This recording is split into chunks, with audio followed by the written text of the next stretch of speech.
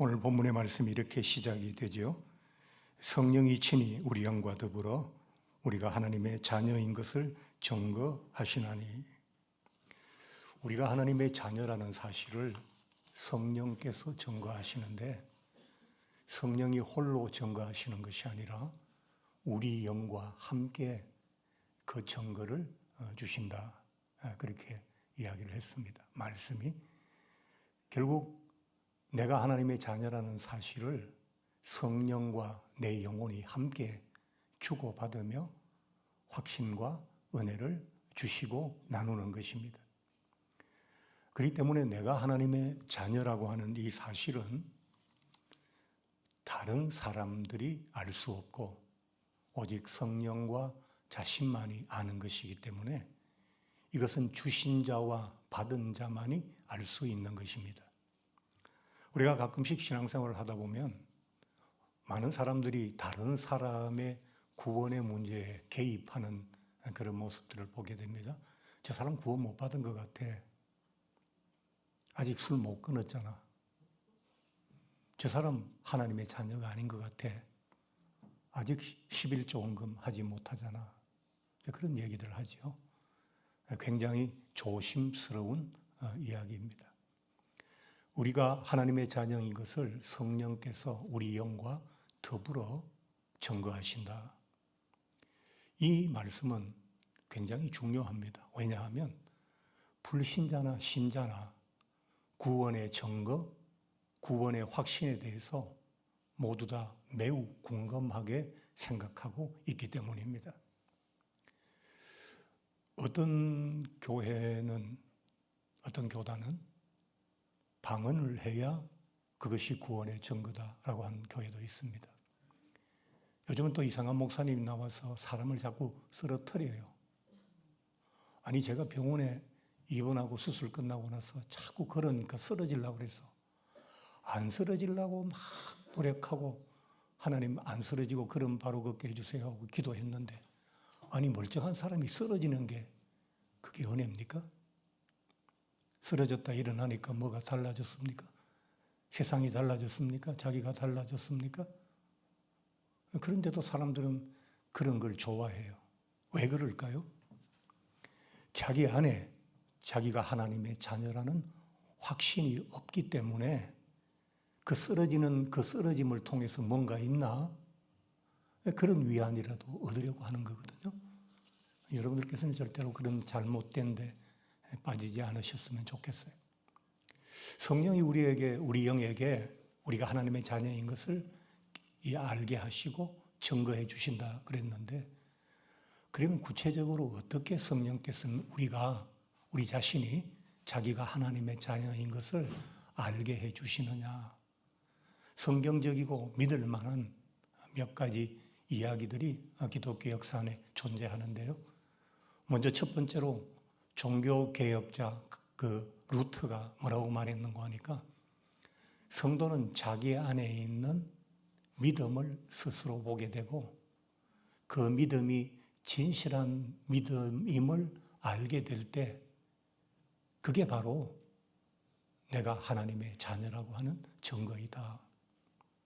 내가 어떻게 믿는지, 내가 제대로 믿는지 바로 믿는지 그건 누가 압니까?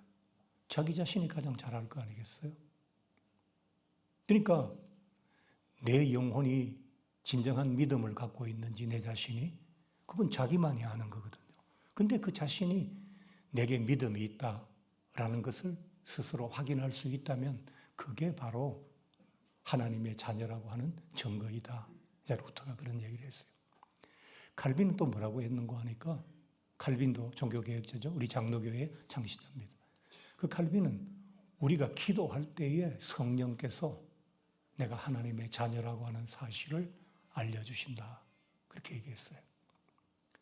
성 어거스틴은 뭐라고 했는가 하니까, 우리가 하나님의 자녀라고 하는 자각을 우리 안에 주셔서 우리로 하여금 하나님의 자녀라고 하는 그 확신을 갖게 한다. 그러니까 자각을 준다는 거예요. 내가 하나님의 자녀라는 그 믿음 이런 걸 주실 뿐만 아니라 하나님의 자녀답게 살아야 되겠다고 하는 깨달음, 그것이 내 안에 있다면 구원받은 증거라는 거죠. 또 하나는 이제 우리가 전통적으로 얘기합니다만 우리가 하나님을 순종하고 하나님이나 예수 그리스도의 모습을 닮아가려고 노력하고 또 아름답고 건강한 삶을 살기 위해서 애쓴다면 그것도 구원받은 증거가 된다. 이제 그렇게 말씀을 하셨습니다. 그런데 오늘 본문에 보니까 또 하나 중요한 말씀이 나오는 거예요. 그 말씀이 뭐냐 하니까 바로 그 17절의 말씀인데요. 자녀이면 또한 상속자, 곧 하나님의 상속자요. 그리스도와 함께한 상속자니 우리가 그와 함께 영광을 받기 위하여 고난도 함께 받아야 될 것이니라. 만약 어떤 사람이 하나님의 자녀가 맞다면 그는 하나님 때문에, 예수님 때문에 자신에게 찾아오는 고난을 인정하고 허락하고 그것을 받아들인다는 거예요. 그게 하나님의 자녀인 또 하나의 증거라고 오늘 본문이 말씀하고 있는 것입니다. 우리가 그리스도와 함께 고난당하는 것을 성경에서 말씀하고 있지만 아무도 그 고난을 좋아하는 사람은 사실 없어요. 우리가 세상의 많은 종교는 인생의 고난과 수고를 피하거나 덜어내기 위해서 종교가 존재하잖아요. 미신이나 무속을 따르는 사람은 그 고난을 두려워하는 인간의 나약함 위에 그 미신과 무속이 군림하기 때문에 우연히 궁금해서 호기심 나서 찾아갔다가 무당이 삼재가 있는데요. 그럼 1,000만 원, 2,000만 원 돈 들여서 굿하잖아요. 그러니까 인간의 두려움 위에 이 무속들이 존재하죠. 그 두려움의 가장 핵심은 고난이에요. 이 세상 힘들게 살고 싶지 않다. 그게 모든 종교를 갖는 사람들의 보편적인 생각이에요. 그런데 하나님의 자녀의 특징은 고난 속에서도 그 고난을 자신이 감당해야 될 고난으로 인정할 뿐만 아니라 그 고난 중에서도 하나님과 분리되지 않는다는 거예요. 그런 특징을 하나님의 자녀가 갖고 있다는 거예요. 오늘 이 말씀은 바울이 로마 교회를 향해서 참된 그리스도인의 모습은 어떤 것인지를 설명하는 과정에서 나온 이야기거든요. 여러분, 고난이 뭡니까? 고와 난 아닙니까? 괴로움과 어려움입니다. 그게 고난입니다. 인생의 가장 큰 난제인 이 괴로움과 어려움 중에서도 주를 떠나지 아니하고 주와 함께 하려고 하는 사람이 있다면 그는 분명히 하나님의 자녀이다 라고 오늘 본문이 직접적으로 그렇게 말씀하지는 않지만 문장에 많은 뜻들이 그렇게 되어 있습니다. 우리 인생들이 창세기에 인간이 하나님과의 범죄하고 하나님과 분리됐어요. 그러면서 우리 인생에 들어온 몇 가지 나쁜 단어들이 있죠. 첫 번째 뭡니까? 수고와 고통이 들어왔어요. 남자는 가족을 먹여 살리는 수고를 짊어져야 했고 여성은 아이를 출산하는 고통을 받게 되었어요. 수고와 고통이 들어왔죠. 우리 인생에 하나님과 분리됨으로. 두 번째는 아담과 하와가 동산 수풀에 숲 많은 수풀에 어둠컴컴한 수풀 속에 숨어 있었어요. 왜 숨었습니까? 벗었기 때문에 부끄러워서 숨었고 하나님과 분리되어서 더 이상 하나님의 도우심과 보호하심을 받지 못하니까 두려워서 숨었어요. 그러니까 인간은 하나님과 분리되면서 수고와 고통, 부끄러움과 두려움 이 네 가지가 우리 삶에 들어온 거예요. 얼마 전에 과거에 아주 유명했던 영화 배우 한 분이 혼자 가난하게 지내다가 원룸에서 돌아가셨어요. 그분은 왜 자기의 과거에 화려했던 경력을 내세우면서 사람들 앞에 나와서 도움을 청했다면 그렇게 홀로 고독사 하지 않았을 텐데 왜 그랬을까요? 한때 잘 나가던 그 모습에 비해서 너무나 초라해진 지금의 모습이 부끄러웠고 사람들이 그 모습을 보면서 자기를 흉보고 욕할까 봐 두려워서 차라리 홀로 죽는 외로운 죽음을 선택했던 거죠. 결국 인간은 하나님과 분리되면서 수고와 고통, 부끄러움과 두려움에 시달리다가 종래에는 죽음을 맞이하는 그게 우리 인생들이에요. 근데 우리가 예수님의 은혜로 하나님의 자녀가 되고 난 다음에 우리 인생에 찾아 들어왔던 이 수고와 고통, 부끄러움과 두려움 이것들에 대해서 이제 저항할 수 있는 힘을 갖게 됐다는 거예요. 우리의 정체성이 과거에는 무엇이었습니까?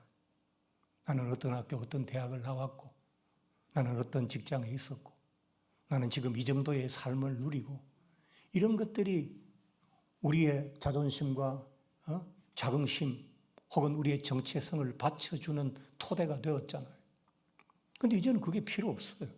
진정한 그리스도인에게 세상 누가 뭐라 해도 내가 어느 골짜기 어느 어두운 골목길에 있을지라도 나는 하나님의 자녀이다 라고 하는 그 정체성이 우리를 붙들어 준다면 우리는 아무 문제가 없는 거예요. 당신은 사랑받기 위해서 태어난 사람 노래를 수백 번 들어도 사랑받고 있는 존재라는 확신이 안 들어요. 그런데 외로움과 문제와 고통 속에서 수도 없이 시달리며 살아가는데도 불구하고 그래서 아무도 나를 돕는 사람이 없는 것 같은데도 불구하고 나는 하나님의 자녀야 라고 하는 확신이 있는 사람들이 있잖아요. 다윗도 사울의 추적에서 얼마나 고통스러운 그런 인생을 보냈습니까? 어두움의 세월을 보냈죠. 굴 속에 숨어 산 적도 있었습니다. 그래도 그를 끝까지 지켜주고 다시 그가 회복되어서 이스라엘의 왕이 되게 해준 것은 나는 하나님의 자녀라고 하는 하나님이 나와 함께 하신다고 하는 그 굳건한 확신이 있었기 때문에 그것을 견디고 이길 수가 있었던 겁니다. 수고와 고통과 부끄러움과 두려움으로 전전긍긍하며 살던 우리 인생들이 하나님의 자녀로 회복되니까 이제는 내게 찾아오는 그 고난을 내가 인정하고 감당할 뿐만 아니라 그것 때문에 다시 하나님과 예수 그리스도와 분리되지 않는 그래서 주와 함께하는 인생이 되었다는 것입니다. 세상 사람들은 수고와 고통이라는 이 두 단어에 아주 예민합니다. 크리스찬들 중에서도 어리고 미성숙한 신앙을 가진 크리스찬들은 역시 고난, 영광 이런 단어에 굉장히 민감합니다. 그들이 이 신앙을 통해서 얻고자 하는 것은 영광이고 그들이 이 신앙을 통해서 피하고자 하는 것은 고난입니다. 그래서 그들은 고난과 영광이라는 단어에 굉장히 민감합니다. 그런데 예수 그리스도라는 이름에 붙들려 그와 함께 할 수 있다면 그건 하나님의 자녀인 것이 분명할 뿐만 아니라 제대로 된 신앙생활을 하고 있는 거잖아요. 제가 신앙생활을 하면서 가장 마음 아프기도 하고 속상하기도 했던 것은 뭐냐 하니까 예수 잘 믿는 사람, 하나님 사랑받는 사람은 절대 고생하며 살지 않는다는 그 말, 어려움을 겪지 않는다는 그 말이 저에게 많은 상처를 줬어요. 33살에 담임 목사가 돼서 목회를 하니까 얼마나 시행착오가 많았겠습니까?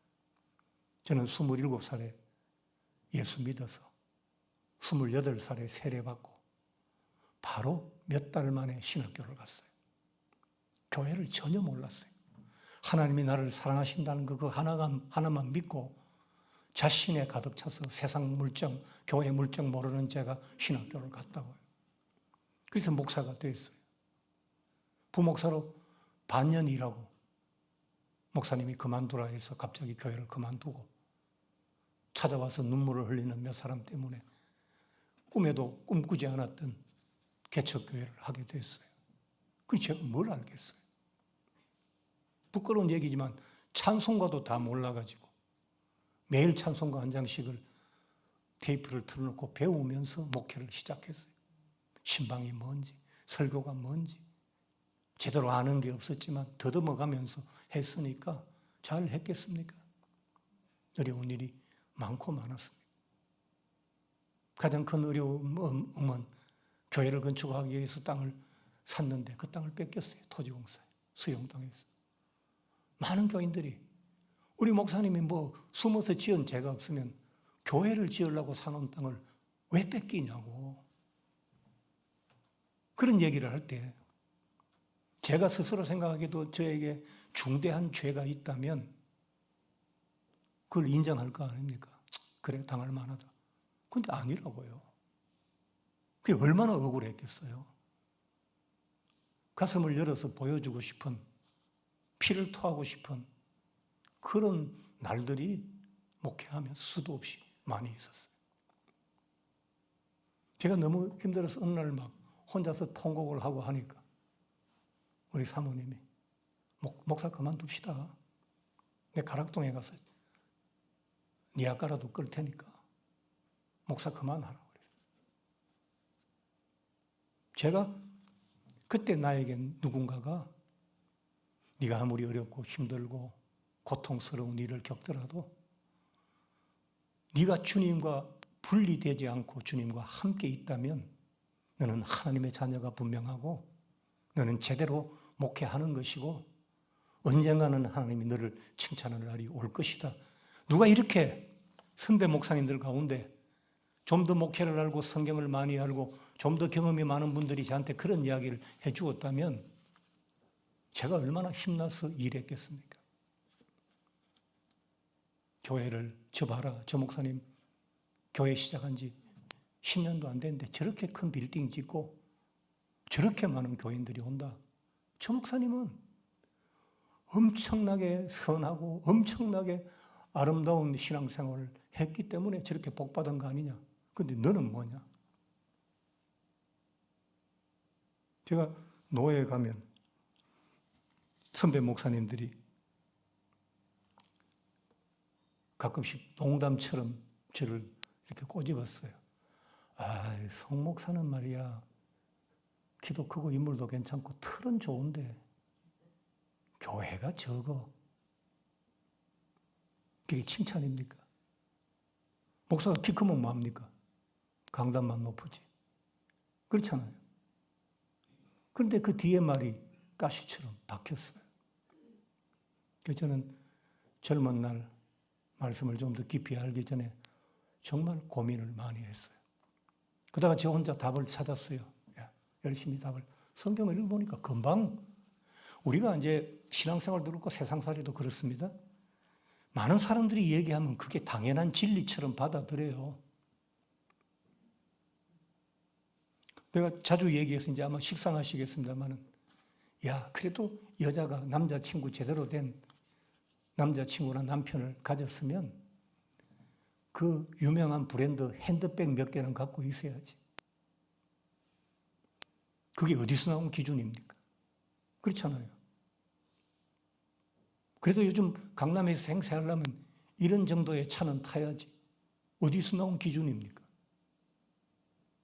근데 우리는 그 기준에 목을 맨다고요. 애 낳아서 애가 유모차 타는 기간이 한 2년도 안 되더라고요. 보니까 조금 크니까 한 3살만 되니까 잘 안 타려고 해요. 근데 그게 유모차 하나에 자동차 중고차 한 대값 되는 그런 유모차에 애를 태우고 다니는 게 그게 무슨 애를 키우는 거고 필요가 있어요. 그런데 우리는 그 세상의 그 묘한 풍습, 상식이라는 것에 얽매여서 살아가고 있잖아요. 그러다 보니까 목회도 성공한 사람이 하나님 기뻐하는 사람이고 교회 큰 사람이 하나님께 잘한 사람이고 그 사람이 신앙이 좋은 사람이고 하나님의 사랑받는 자녀다. 이 말에 너무 쉽게 넘어간 거예요. 저 역시도. 그래서 성경을 쭉 찾아봤어요. 예수님은 왜 그렇게 잘나시고 왜 그렇게 똑똑하시고 왜 그렇게 능력이 뛰어나신데 그는 머리 둘 곳도 없이 유리하고 고생하셨고 왜 수많은 사람들의 비난과 공격 속에 계셨고 왜 마지막에는 십자가의 고통을 당하시다가 돌아가셨습니까? 하나님 사랑받지 못해서 그랬습니까? 저는 거기에서 답을 찾았어요. 아니다. 내가 그래도 목사 이렇게 10년, 20년 하고 사는 거는 내가 예수님을 많이 안 닮았기 때문에 오래 산다. 내가 만약 예수님처럼 목회했으면 3년 안에 죽었어야 된다. 그렇게 결론을 내렸어요. 그리고 그때부터 하나님께 하나님 답을 찾은 것 같습니다 하고 새벽기도에 막 기도하다가 어느 날 전에는 이런 얘기를 한번 했었는데 교회가 그래도 교회의 작은 것은 불만입니다. 교회를 조금 키워서 자랑하고 싶은 게 아니라 일할 수 있는 교회가 되게 해 주십시오.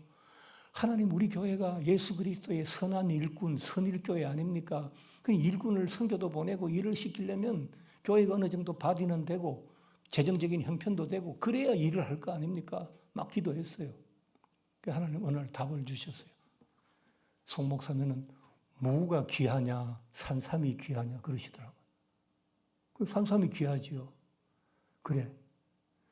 너는 네가 여기서 힘들고 어려워도 심산유곡에 심기워져 있는 산삼이라 생각하고 목회하면 안 되겠냐? 그렇게 물으셨어요. 무는 석 달, 넉 달만 키우면 애 머리통만 하다. 산삼은 10년 키워도 새끼손가락 크기 넘지 않는다. 꼭 크다고 귀한 것도 아니고 꼭 크다고 좋은 것도 아니고 크다고 자랑스러운 것도 아니다. 무는 시골에 가면 어느 밭에서나 다 무를 볼 수 있다. 쉽게 본다. 그래서 사람들이 무하고 많은 사람들이 찾는다. 그런데 산삼은 보통 사람은 찾을 수 없고 거기에 몇십 년 경력이 있는 신만이도 자기 일생에 두세 뿌리 찾기 힘들다. 예수님이 사역이 무 같은 사역이었나 산삼 같은 사역이었나 잘 한번 생각해봐라. 그래서 거기에서 좀 노연하게 되었어요. 여러분 우리가 고난주간이 이제 내일부터 펼쳐집니다. 우리가 하나님께 이 고난주간에 뭘 드려야 되겠습니까? 없는 고난을 만들어서 고난에 참여하겠습니까? 우리가 하루에 밥을 한두 끼 굶고 웃지 아니하고 노래 부르지 아니하고 춤추지 않는다면 그게 고난에 동참하는 것일까요? 저는 아니라고 생각해요. 그런 꾸며진 고난, 실제로 내 삶이 고난에 처해 있지 않은데 약간의 어려움을 스스로 만들어서 예수 그리스도의 고난에 마치 동참하는 것처럼 하는 것은 쇼이죠. 고난이라고 생각하지 않습니다. 저는 여러분이 당하고 계신 여러분 삶의 고난을 주목하시면 좋겠어요. 우리가 예수 그리스도의 고난이라고 하는 거룩한 자리에 참여하지는 못하더라도 지금 살아가고 있는 내 삶에 주어진 이 고난, 내가 이 고난을 통해서 예수님의 고난을 이해할 수 있다. 우리가 예수님의 고난을 이해할 때 어떻게 이해합니까? 우리가 그 현장에 가서 예수님이 당했던 아픔을 그대로 맛볼 수 있습니까? 안 됩니다. 제가 이식하고 수술했지만 여러분에게 제가 이게 얼마나 힘들고 어려웠다는 걸 가끔 얘기하지만 여러분이 제가 당했던 고통을 실시간 그대로 다 이해하실 수 있겠습니까? 못합니다. 자기가 당해봐야지 알 수 있거든요. 그래서 우리가 예수님의 고난을 이해할 때는 모든 사람은 다 자기의 고난, 내가 고난 당할 때 이렇게 힘들었다. 내가 몸이 아플 때 이렇게 힘들고 배가 고플 때 이렇게 힘들고 남에게 욕먹을 때 이렇게 힘들었다 하는 자기의 고난을 가지고 예수님의 고난에 이입되는 겁니다. 감정이입을 하듯이 남편 있고 홀로 사시는 어떤 분이 힘들다 할 때 역시 남편 있고 홀로 사는 내가 나의 홀로 사는 그 아픔을 통해서 그분의 아픔을 이해하듯이 우리는 결국 그런 식으로밖에 예수님의 고난을 이해할 수 없거든요. 그 이상 할 수 없어요. 그렇다면 우리는 고난 주간에 우리 자신에게 주어진 고난을 주목할 필요가 있다는 거죠. 첫째, 우리가 이렇게 살아가는 게 힘들고 예수 믿는 게 또 더 힘들어서 안 믿는 사람보다 이중의 고통을 지고 살아갈 때 그것을 조금도 내 것이 아니라고 밀어내지 않고 내가 주님과 함께 이 고난을 예수님이 십자가를 지고 자기의 걸어 가셨던 것처럼 나도 이거 자신 있게 지고 즐거운 마음으로 내 삶의 길을 열심히 걸어가야지 라고 할 수 있다면 예수님은 꾸며진 자신의 고난에 동참하는 성도보다 그런 자기 자신의 삶에 진실한 성도들의 그 고난에 대한 이해를 더 기뻐하시지 않겠나라고 생각합니다. 지금 우리 사회가 얼마나 고난이 많습니까? 잘 살고 성공한 자녀들도 고난이 많아요. 아이를 키우고 육아를 하고 하는 게 얼마나 고난이 많습니까? 그나마 의료보험 잘 돼서 병원 가는 거는 좀 편하다 했는데 지금 병원도 난리 아닙니까? 선거한다고 지금 뭐 각 당들이 난리 해가지고 제가 선거가 다가오니까 넥타이를 잘 못 매겠더라고요. 제 넥타이 중에 제일 많은 색깔이 빨간색이거든요. 빨간색 자꾸 매고 나오면 빨간당인가 그럴 거 아니에요. 녹색 넥타이가, 푸른색 넥타이가 한 두세 개 있어요. 그거 매고 나오면 또 푸른 당인가 그럴 거 아니에요. 그래서 제가 오늘 어중간한 거 이거 회색 맸어요. 예. 선거할 때까지 내가 어중간한 거를 매야 되겠다.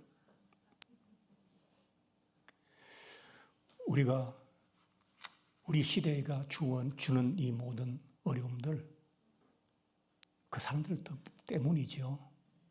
그러나 고단한 내 삶을 인정하고 허락하고 이 고난이 있음에도 불구하고 이것이 내 신앙에 악영향을 미치지 않도록 주와 함께 고난 받을 수 있다면 주님의 고난 같은 고난은 아니지만 주님이 자신의 메시아의 고난을 감당하고 자기 길을 걸어가셨다면 나는 오늘날 이 시대의 한 성도로서 자신의 삶의 고난의 문제를 주님처럼 지고 그의 뒤를 따라갈 것이다 라고 한다면 그래도 우리의 고난주간은 성공적인 고난주간이 되지 않을까 생각합니다. 제가 이제 내일부터 고난주간 한 주간 새벽 기도회를 하는데 이번에는 광고를 하지 않았어요. 많이. 예전 같으면 몇 주 전에 광고하잖아요. 제가 지난 8개월 동안 새벽 기도를 못했어요. 병원 다니고 하느라고요. 그런데 고난주간 한 주간 내가 새벽 기도 인도한다고 많이 나오시오. 빠지지 마시오. 라고 광고하고 선전하는 게 전혀 어줍지 않은 일처럼 여겨졌어요. 아직도 저를 수술해 준 의사나 저희 사모님은 한 주간이지만 새벽 기도하는 일에 반대를 해요. 눈도 아직 잘 안 보이고 몸도 아직 그렇고 감기도 다 낫지 않았는데 한 주간 새벽 기도를 할 수 있겠나. 그래도 그것도 안 하고 내가 목사라고 어떻게 내 스스로를 인정할 수 있겠나. 자세를 다 할 수 있을지 없을지 모르지만 그래도 이 고난주간인데 새벽 기도회라도 우리 부목사님들 도움을 받아서라도 그래도 담임 목사니까 강단에 한 주간 서야 되지 않겠나 생각해서 그런 마음을 갖고 있습니다. 여러분, 여러분의 삶이 어렵고 힘들더라도 그것이 여러분의 신앙생활에 예수 그리스도를 따라가는 여러분의 걸음에 장애물이 되지 않았으면 좋겠습니다. 아무리 힘들고 어려워도 하나님의 사랑이 여러분 가까이 있음을 확실히 믿으시고 예수님께서 골고다의 언덕에서 무릎을 꺾으셨지만 다시 일어나 그 길을 오르신 것처럼 우리도 우리의 무릎을 세워서 각자에게 주어진 수고하고 무거운 짐, 삶의 여러 짐들을 지고 주님의 뒤를 즐겁게 따라가는 그런 한 주간이 되시기 바랍니다. 주께서 여러분을 도와주실 줄로 믿습니다.